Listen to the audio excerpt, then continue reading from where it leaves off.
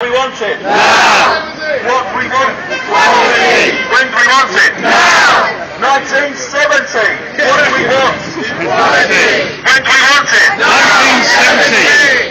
Brilliant. Okay, thanks.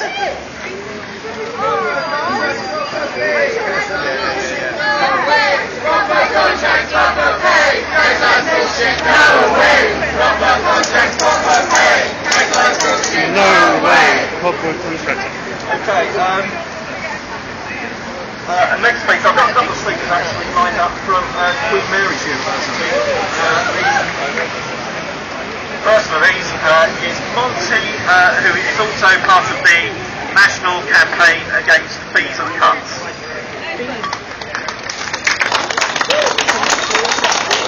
Hi, Monty, I'm a second year undergraduate at Queen Mary University. Member of the National Committee of Fees and Cuts. Can't hear you. Okay. National Committee of Fees and Cuts is a student organisation fighting for free education funded by taxing directors and expropriating the banks. And we'd like to send our solidarity to all those on strike yesterday and today. In the spirit of solidarity, we built a petition for students to express their support for the strike, and our members have been out for picket lines in this city and across the country. Working together, we can beat casualisation, we can end the gender pay gap, and we can win good working conditions for all the workers in our education institutions. It's only by working and also fighting together to another issue, the higher education white paper, against the conservative government's agenda of privatisation and marketisation. It's only tying together to beat these, and the only way we guarantee when we do beat these things that we can guarantee those working conditions, those good working conditions that we want, free democratic collectively run democratic education system and a collectively run democratic society. So solidarity from National Campaign Against Fees and Cuts, and see you on the next picket lines.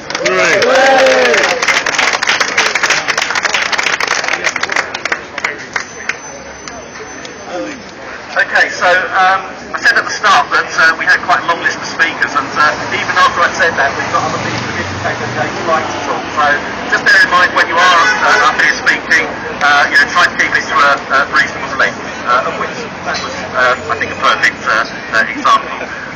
The next speaker that we've got is actually from London Metropolitan University, and this is Barbara Entumi.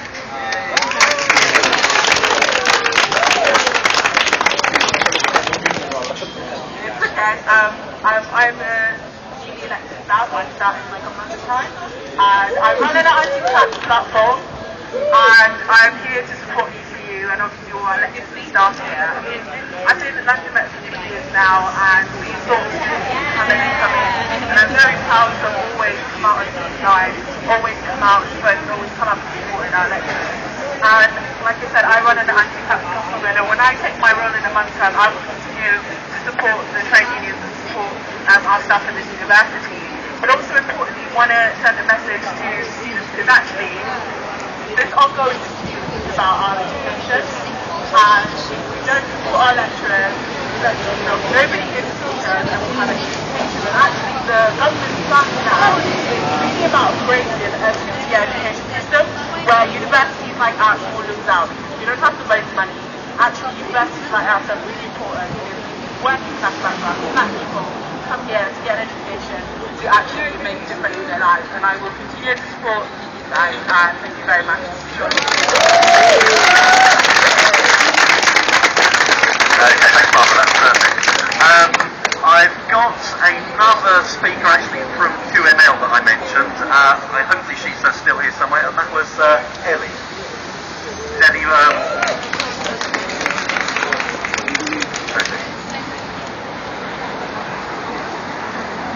Hi, I'm from Queen Mary, and it's recently been named and shamed as one of the top 3 universities for its highest level of casual contracts. We've got a lot of work to do. We at UCU are working in tandem with a group of staff and students called Queen Mary Against Casualisation, and we're focusing on hourly paid teachers, who are the only group of teachers in the university who have failed to receive a pay rise for the last 8 years. We've got a lot of work to do on that, and we're trying to get things like basic training for teachers, and a lot of the time these people are the only people that an undergraduate student might have contact with on their modules, so it's a really important issue. And finally, I just want to say, echo a point that's already been made, that casualisation disproportionately affects women, anyone who isn't a man, people of colour, and anyone who doesn't have access to independent wealth. So we've got to do something about this now, because it has a direct impact on the diversity of this sector, which is crucial.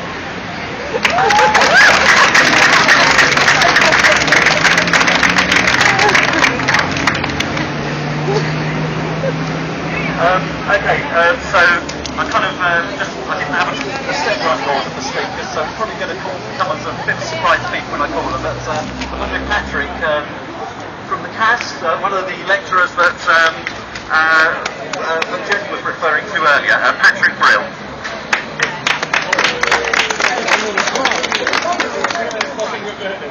Hello.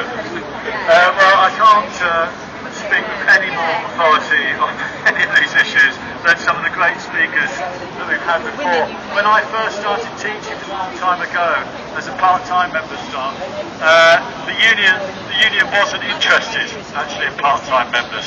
That has changed so much. So I salute UCU in making the casualisation of staff the focus of this protest today. It's so important. The casualisation of staff also erodes scholarship because there isn't that depth of understanding and unity within a department about what the staff are doing, and also the staff don't necessarily know their rights in that situation. So it's really important that we make this a key issue. But one of the weird things about speaking to you is that I am very proud to teach at London Metropolitan University. If you go to the degree show ceremony at London Metropolitan University, you see what a diverse community it is, and you see what good work it's doing in London. And my God, we should not be shrinking London Metropolitan University.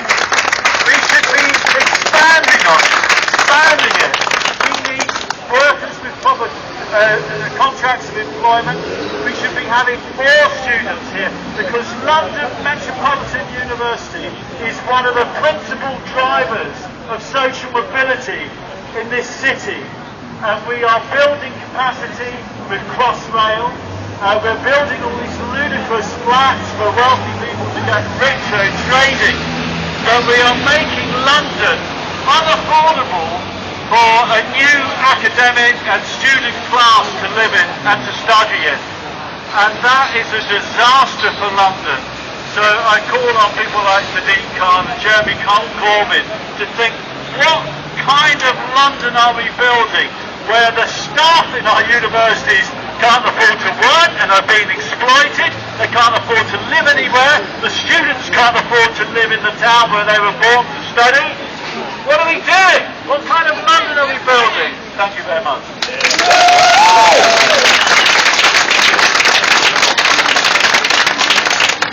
Okay, at that point I can't help resisting pointing out that the building across the street there, you might notice that this is another student accommodation that's being built.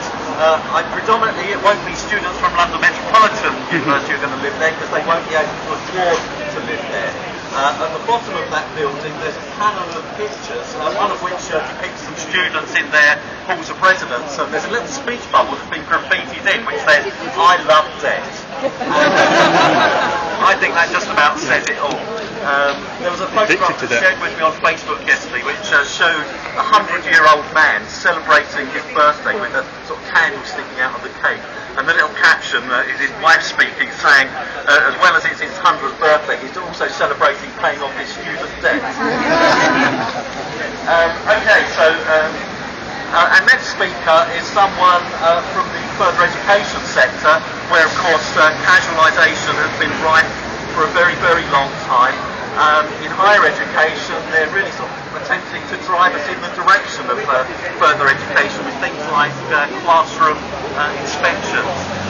But the next speaker is someone who had a fantastic campaign recently. She is Mandy Brown from Lambeth College.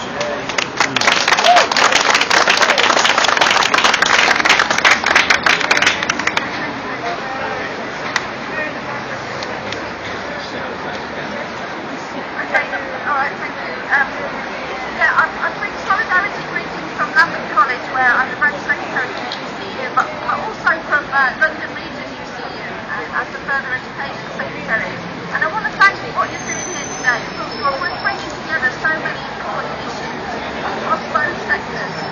of the education sector, because we, like David said, HPL's zero-hour contracts is absolutely right for them. You look at the figures that are produced and the number of people that are on 0 hours or health-pay contracts, it's really quite astonishing. And it's great that this has been highlighted. It's a really important issue. Also, the issue of trade union victimisation. We're seeing this more and more as we see universities and colleges where UCU reps are now starting to be attacked, victimised, attacked, they're having serious challenging courses. And we're seeing that again here at London Met. And I think everybody in the education sector and in our union has been watching closely at London Met over the last few years. We've seen year on year attacks, loss of courses, teachers going, lecturers being dismissed, and the whole country is shrinking at an absolutely incredible rate while they're still on their massive salaries. And this is really important for FE students in the area, because when they leave FE, when they turn ESOL and they want to go on to universities, this is one of the universities that they will come to. So again, it's removing opportunities for people right across the community, not just the students in here, but the potential students that they could have in the future. And that's why this is really, really important for everyone, and not just for London Met. And also, I just want to say massive congratulations to all the UCU members that have been on strike yesterday and today for their fantastic strike day. It's had a really, really, really good response. The rally last night was amazing, and I heard that the NUT Assistant General Secretary has invited UCU to join them when they take action in the NUT, and I think this is an offer that UCU must accept, and we must come back to them and say, yes, we want to come out with you, we want to see joint action, because national action and solidarity are the ways that we can win. We can push back. Look at the CIS, what they want in Scotland. Look at really good example.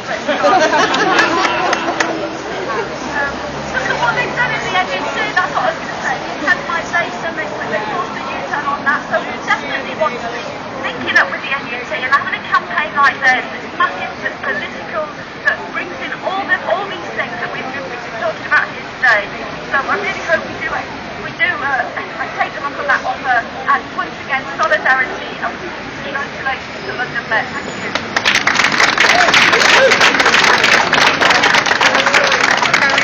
Okay, thanks, Mandy. I think one more time. 0 hours, low pay. We say no way. 0 hours, low pay. We say no way. 0 hours, low pay. We say no way. 0 hours, low pay. We say no way. Okay, next speaker is Dean Ryan from Islington MUT. Unison.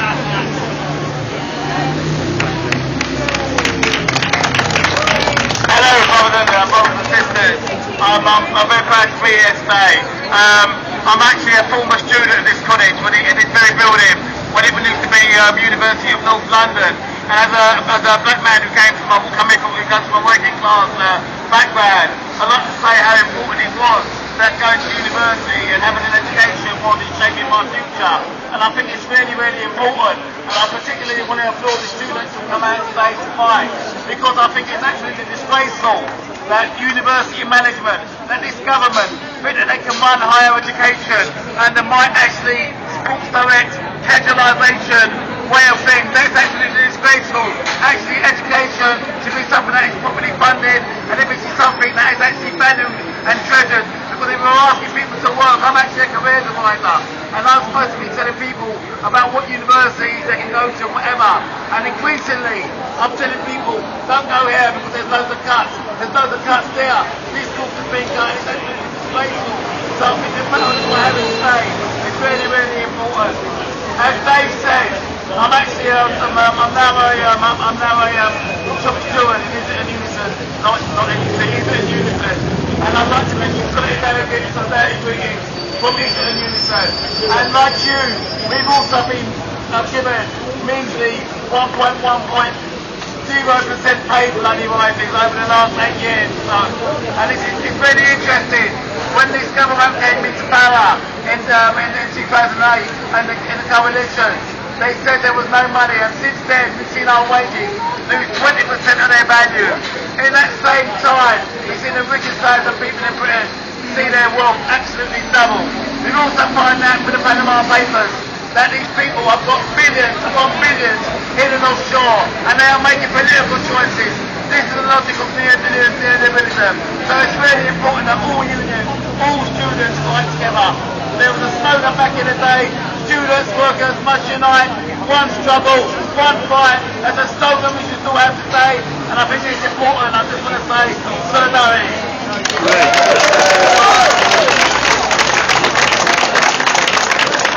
Okay, thanks, Dean. We're heading up to 2 o'clock, so I guess we should be sort of drawing to a close fairly shortly. So I'm going to take the next 3 speakers as the last 3 speakers, and they are going to be, I think it's Anne Alexander, if I got that right, Christina Payne, and my colleague Mark Campbell. Thanks very much. I actually come to appeal to you to come to a protest that I'm hoping to organise tomorrow against repression in Egypt. It's about the case of Giulio Regeni, who is a student from my university, the University of Cambridge, who disappeared on the 25th of January in Egypt and turned up tortured and dead 9 days later. And this is something that's happened to hundreds of Egyptians over the past year. In the context of a government that's been supported by the British government with arms and with agreements about collaboration in higher education.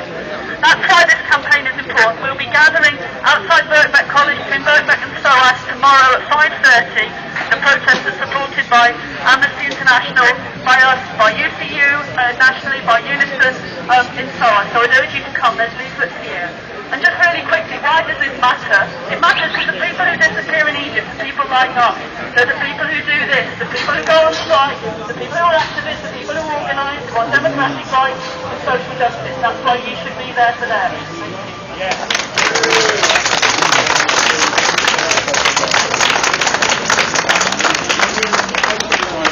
Okay, one of the earlier speakers, I can't remember now whether it was Jenny or Patrick Brill, better known as Robert Roberta Smith, referred to UCU really increasing its campaign against casualisation. And here at London Metropolitan University, one of the people who's really been pushing us to do that is our next speaker from the CAST Arts Faculty, Christina Payne.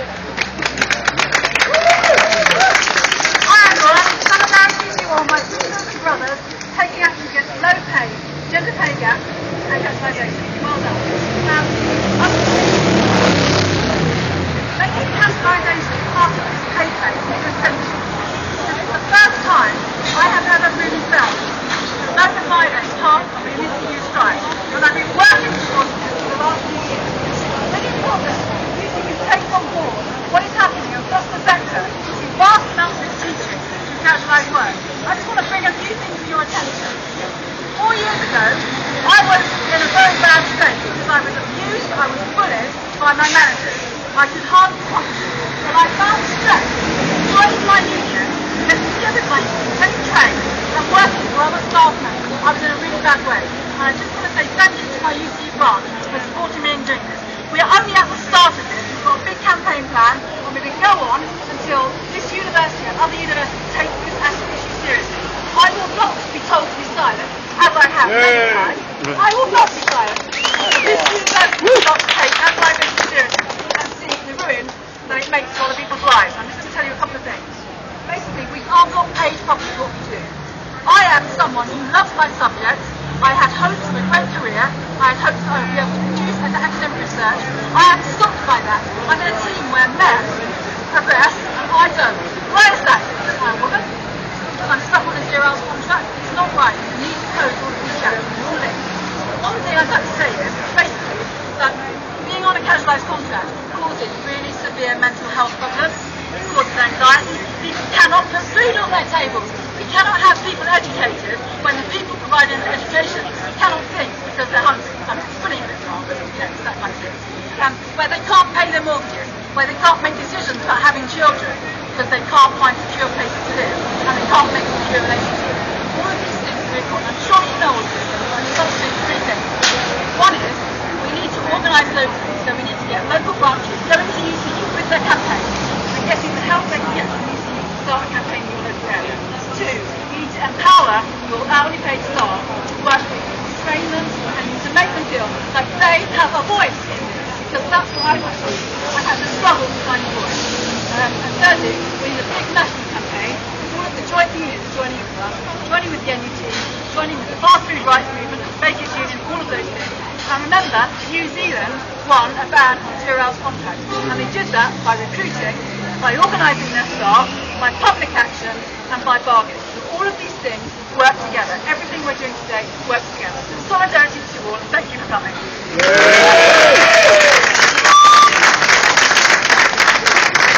Okay, thanks, Christina. I know many people who were at yesterday's rally were really inspired by what Christina had to say from personal experience about casualisation. And for anyone who wasn't there yesterday, we've uploaded some of the videos of speeches from Conway Hall.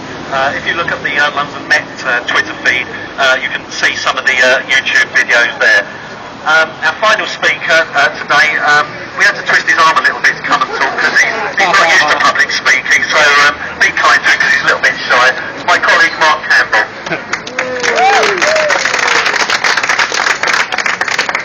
I'll try to be brief. Look, I'm like Patrick. I'm proud to be London Met. I said this, I said it on the platform yesterday. I am proud to be London Met. I'm far prouder of my colleagues, of the students I work with, of the administration staff that are here, of all of the workers on casualised contracts, and it's not just academics. They are what make this a university. I'm not proud of my managers, because they don't really help. They kind of get in the way most of the time. So when we are proud of our university, we're proud of what we do, we're proud of students like Dean, we're proud of actually giving a second chance to people who often don't even get a first chance. That's the truth of it. That's why we are London Met. That's why we are here. That's why we are loud, and that's why we shout, because we have something to shout about. And that's why we won't go quietly. That's why we won't let them dismantle London Met. We won't let them take it apart. We won't let them give it to the state and the speculators and the privatisers. We have something to defend, and we need to defend it with vigour, and that's what we do. Now look, as lots of you now know, David and myself are being made redundant. We think, and lots of other people think, it's because maybe we're not quite as quiet as they'd like us to be. Maybe we shout a lot. It might well be that. I couldn't say it. However, actually, we are quite lucky. That's the truth of it. We are formally, we're working on redundancy now. We're being made redundant. Hundreds of casualised, hourly paid workers in that building don't even get the luxury of being made redundant. They are on permanent contracts. Okay? Often we hear this argument. It's permanent staff means hourly paid staff. Actually, the 0 hours contract is a permanent contract. It was set up in order to get round the regulations with regards to fixed term contracts, and after 4 years you'd have to be made a fractional member of staff.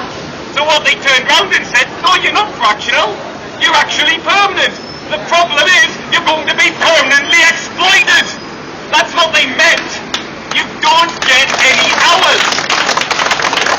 We had to win a test case, and we did win a test case with them actually, which was this, which was to say, when does a 0 hours contract worker actually get made redundant?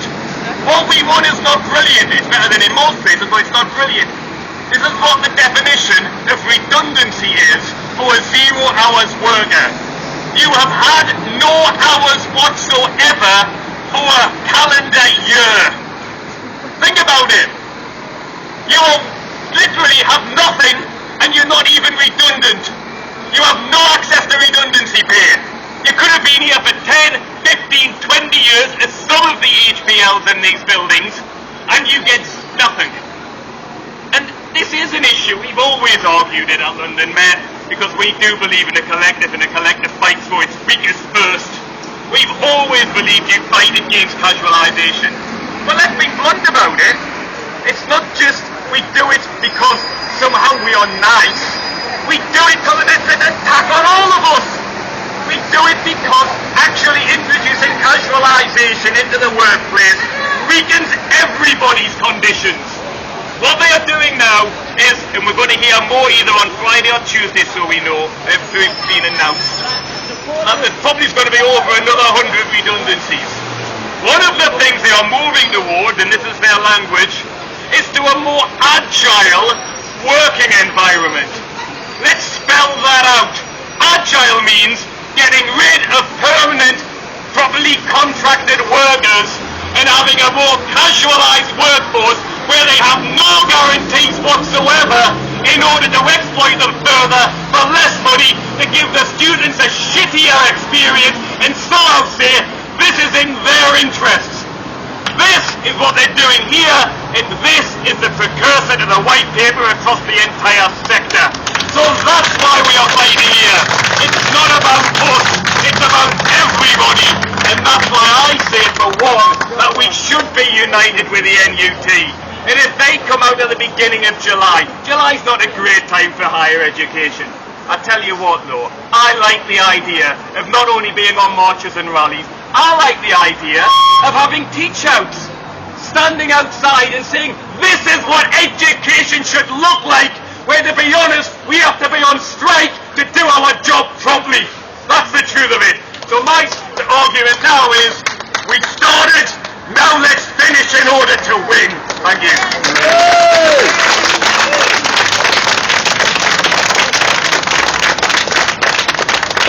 Okay, thanks Mark. It's been a fantastic rally this lunchtime, even better I think than the rally we had yesterday. So be inspired by what you've heard today. There's a lot to be angry about, but the real thing that everyone needs to do is get back into your own branches and organise. Sign up members, sign up people who are not already members, let them know what the issues are. I'm sure many of them already do know what they are, but give them the confidence to know that UCU is behind them. Show what you can do for them and get them to join up.